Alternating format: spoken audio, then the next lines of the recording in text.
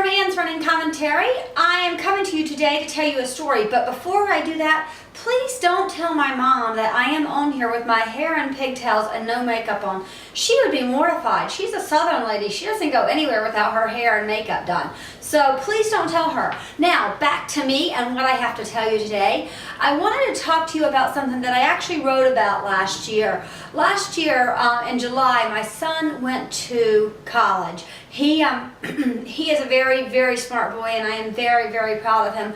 He chose West Point, and they chose him, and I am beyond proud of that decision. But before he left, he was getting overwhelmed, and he called a friend, and he said, who has already gone through it, and he says, hey, what's your one tip? What's the one thing I need to know before I take on this adventure? Because he was leaving in about 3 days, and the guy said, well, first of all, I have a question for you. He says, so how do you eat an elephant? And Blaze kind of, I don't know. How do you eat an elephant? And thought it was a joke. And the guy says, you eat it one bite at a time.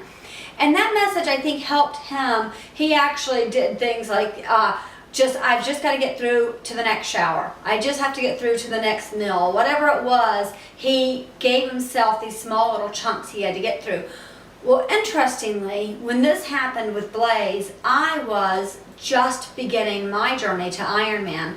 And it was hard and it was scary. And there were days where I thought, how in the world am I going to get from here, from a 2-hour run that didn't even go very well, to finish an Ironman, swimming 2.4 miles, biking 112 miles, and then running 26.2 miles. And I didn't just want to do it, I wanted to do it well. So how was I going to get from here to there? And then that advice occurred to me. It is, you eat an elephant one bite at a time. You run an Ironman one step at a time. And for me, it was breaking it down. I actually broke it down to such a degree that I wouldn't even look at the next day's workout until I had finished the one for today. Then I would look at it and I could think about it. I never looked a week ahead. I never knew what my long run was going to be on the weekend. My husband would plan on our weekends based on my schedule, because he would look at it and he would know, well, I'm not going to have Ann in the morning, or I'm going to have to help her with this bike ride. I'm going to ride with her in the morning. And he would know, but I wouldn't. I went one step at a time all the way through. And although that helped me huge all the way through and got me through the 4 months of intense training, it also helped me on race day. All I had to do was get through the swim. That was it. Nothing more. Get through the swim. I didn't even have to think about transition. Just the swim. Okay, now all I have to do is get through transition. And as the day went on, the steps became smaller. All I have to do is get through 10 miles of the bike, and then I'll think of the next 10 miles. All I have to do is I have to get up that hill in downtown. So each time I would break it into these little steps. And I think in our lives, not just in our running lives, but in our lives in general, when we have something humongous happening, that how to eat an elephant story, that can help us in so many ways. It has come back for me in 1,000 ways. I'm currently working on a book, and it is a little overwhelming. As I'm doing it, though, I think all I have to do is get through, this 1,000 words today. That's all I have to do. So that's what I'm doing, and that's how I'm getting through my life.